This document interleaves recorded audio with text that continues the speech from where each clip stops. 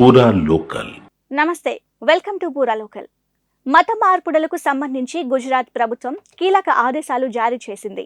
హిందూ మతం నుంచి బౌద్ధం, జైన, సిక్కు మతాలకు మారాలనుకుంటే గుజరాత్ మతస్వేచ్ఛ చట్టం 2003 ప్రకారం జిల్లా మెజిస్ట్రేట్ నుంచి ముందస్తు అనుమతి తప్పనిసరిగా తీసుకోవాలని స్పష్టం చేసింది.